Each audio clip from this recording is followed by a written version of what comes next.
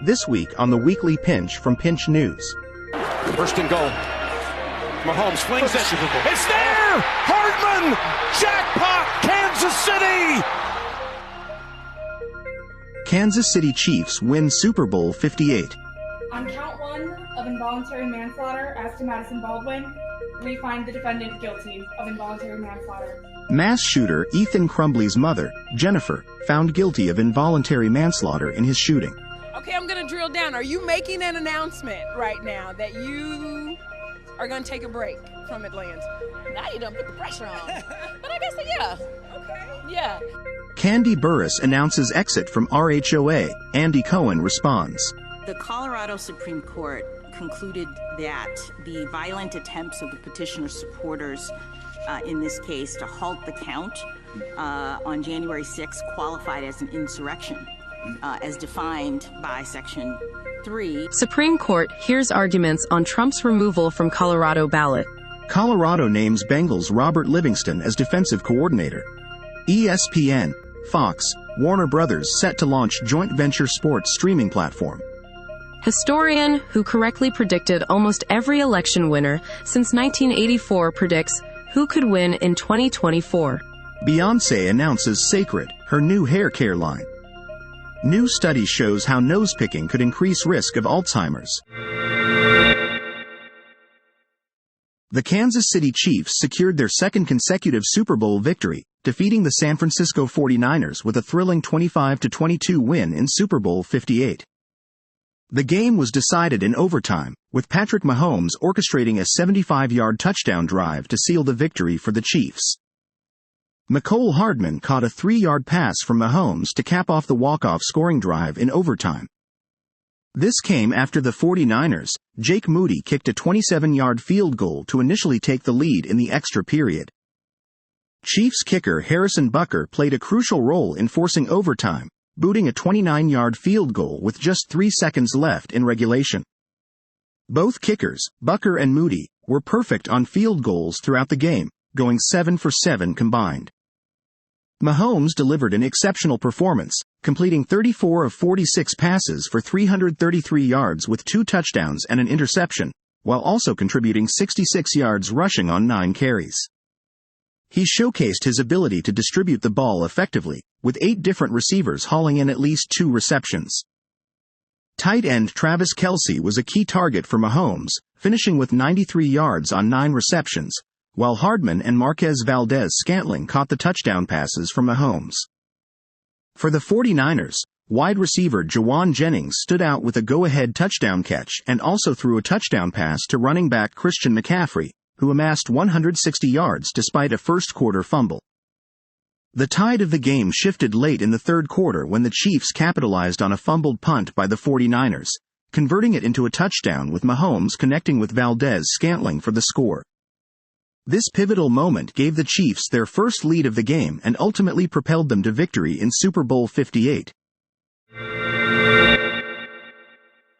Jennifer Crumbley, the mother charged in connection with her son's deadly school shooting rampage in 2021, was convicted of involuntary manslaughter on Tuesday after a landmark trial.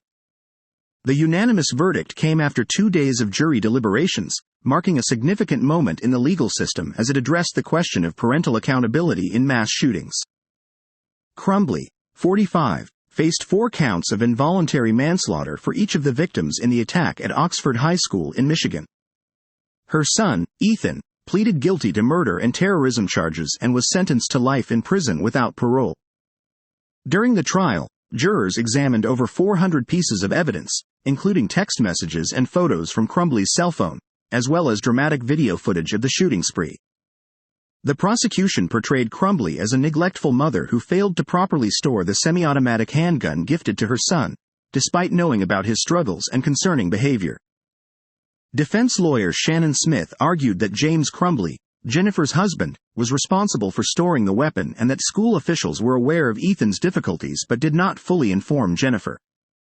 Smith urged the jury to acquit Crumbley, emphasizing that she was doing her best as a mother. Jennifer Crumbley testified in her defense, acknowledging her son's worries about his future and mental health struggles but insisting she never believed he was capable of such violence. She maintained that she wouldn't have done anything differently in hindsight and expressed her belief that she wasn't a failure as a parent. James Crumbley, 47, is expected to stand trial next month on the same involuntary manslaughter charges. Jennifer Crumbley faces up to 15 years in prison per count and is scheduled to be sentenced on April 9. Her husband will be tried separately in a trial scheduled on March 5. Unbelievable. How many seasons was Kandi on that show? I believe it was 14, babe. Holy crap. Yes. Incredible run. Kandi Burruss, the Escape singer and a longtime cast member of The Real Housewives of Atlanta, announced on the 2024 Grammys red carpet that she won't be returning for the show's 16th season. Burruss, 47, had been offered a contract but decided to turn it down. She joined the reality series in its second season in 2009 and has been a staple on the show since then. Burruss cited the lengthy delay in production as giving her the time to reflect and decide to take a break from the show.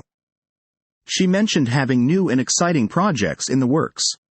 Andy Cohen, the executive producer of The Real Housewives of Atlanta, spoke highly of Kandi Burruss following her announcement that she won't be returning for the show's 16th season. During his SiriusXM Andy Cohen live radio show on Monday, February 5, Cohen praised Burruss for her incredible run on the Bravo hit, describing her as one of his favorite people to work with. He commended her competitiveness, thoughtfulness, and strategic mindset. Cohen also mentioned the frequent dialogue they had, where Burruss would share her smart opinions and thoughts about the show. Despite her departure, Cohen expressed gratitude for the recent phone conversation they had with Burruss and her husband, Todd Tucker, discussing her decision. He acknowledged that the show is at a crossroads and didn't delve into details about its future. What we said in our opening brief was President Trump did not engage in any act that can plausibly be characterized as insurrection. All right, so why would this not be an what is your argument that it's not? Your reply brief says that it wasn't because I think you say it did not involve an organized attempt to overthrow the government. So that's one of many reasons, but for an insurrection there needs to be an organized, concerted effort to overthrow the government of the United States through violence. The U.S. Supreme Court is hearing arguments in a landmark case to determine whether Donald Trump can stay on the ballot in the 2024 presidential elections. 9 justices are hearing arguments about the Colorado Supreme Court's ruling that former President Donald Trump should be removed from the primary ballot. Last year, Colorado's top court said that the former president was not eligible because he engaged in insurrection over the U.S. Capitol riot. The legal case hinges on whether the 14th Amendment of the U.S. Constitution, which bans anyone who has engaged in insurrection or rebellion, thereby rendering Trump ineligible to contest. Trump's lawyers will argue that the provision does not apply to a former president. The ruling from this case will apply nationwide after dozens of lawsuits were filed in multiple other states also seeking to disqualify him. Attorney Jason Murray will argue on behalf of the voters of Colorado, and Jonathan Mitchell, a former Texas Solicitor General, will argue on behalf of Trump. Shannon Stevenson, the Solicitor General of Colorado, will argue on behalf of the state's Attorney General. Trump is not expected to attend the arguments. Before the start of the case, Justice Clarence Thomas faced calls to recuse himself from the case for his wife, Ginny Thomas's involvement in efforts to overturn the 2020 election. However, she and her lawyer contend that she does not influence her husband's judicial opinions. We ain't got tomorrow.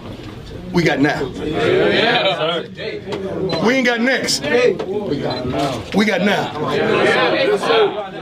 We ain't coming no more.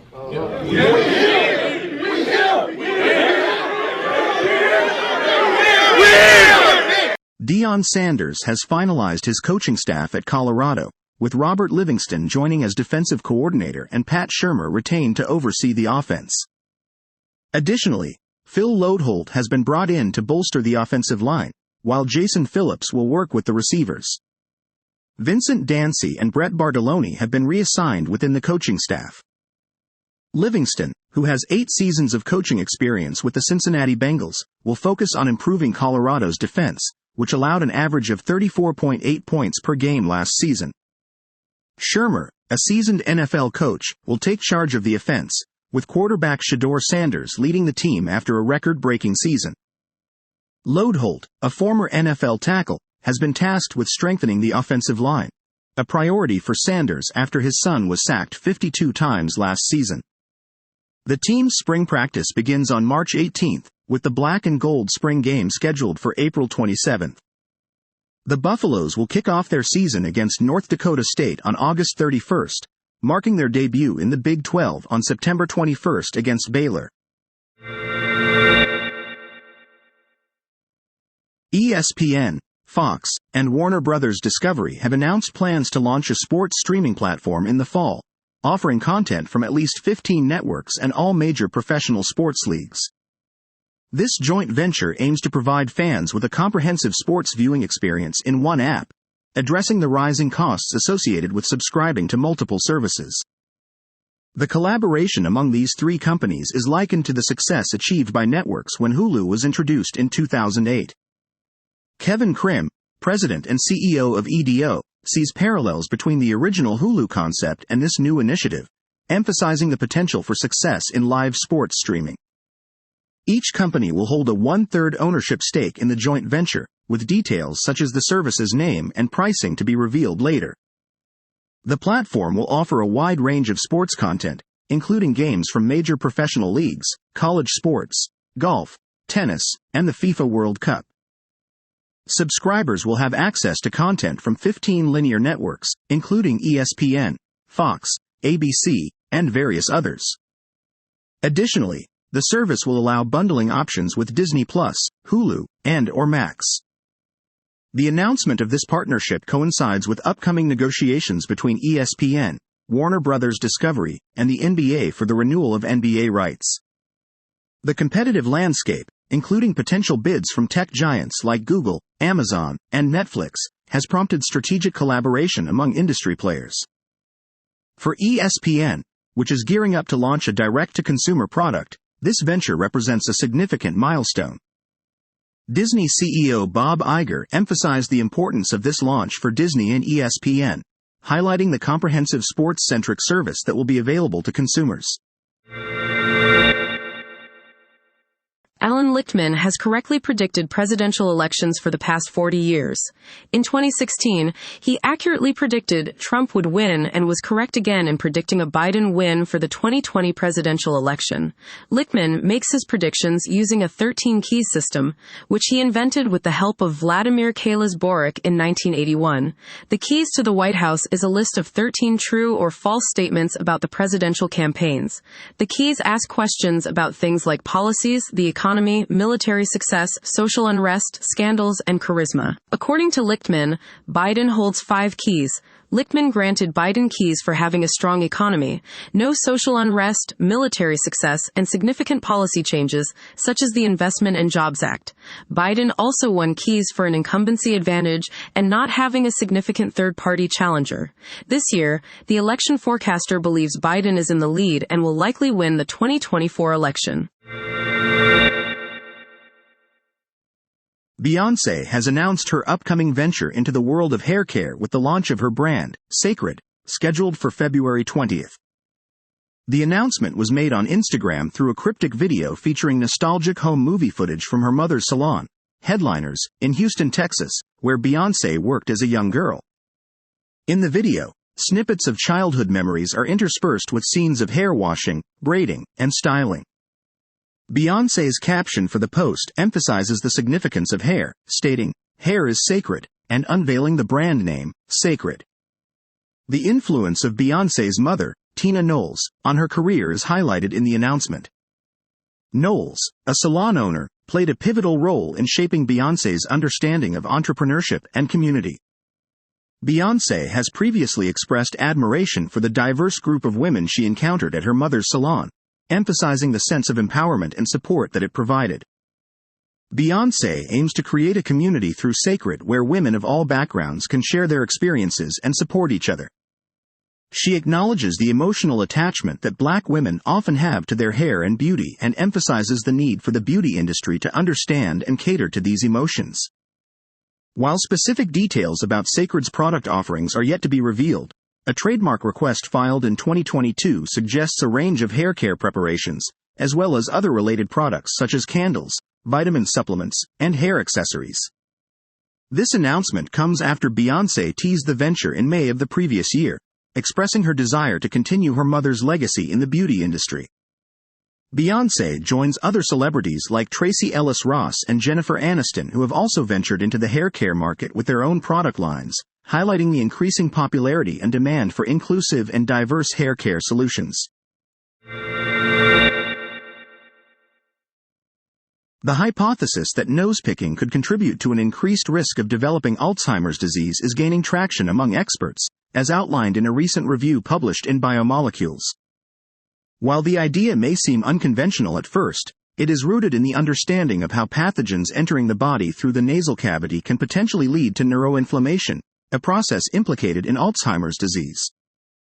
The review suggests that nose-picking, or rhinotillexomania, may indirectly contribute to brain inflammation through two main mechanisms. Firstly, the act of picking the nose can transfer pathogens from the fingertips into the nasal cavity, providing them with a direct route to the brain. Secondly, nose-picking can disrupt the balance of the nasal microbiome, compromising its ability to serve as a barrier against infections. Previous research has shown associations between nose-picking and an increased risk of infection, including a study linking the habit to a higher likelihood of contracting COVID-19. Additionally, studies in mice have demonstrated that damage to the nasal epithelium, the tissue lining the nasal cavity, can lead to brain responses similar to those observed in Alzheimer's disease. Several indicators support the potential link between nose-picking and Alzheimer's risk, including the presence of viruses in the brains of Alzheimer's patients and the observation that Alzheimer's-related changes are often first detected in the olfactory bulb, which is responsible for detecting smells. While further research is needed to confirm the connection between nose-picking and Alzheimer's risk, the findings suggest that improving hand hygiene could be a simple preventive measure. As highlighted by the researchers, lessons learned from the COVID-19 pandemic emphasize the importance of hand hygiene in reducing the spread of pathogens and potentially lowering the risk of neuroinflammation associated with Alzheimer's disease. That wraps up all of the news from the Weekly Pinch. Tune in next week for more. In the meantime, visit us online at www.pinchnews.com.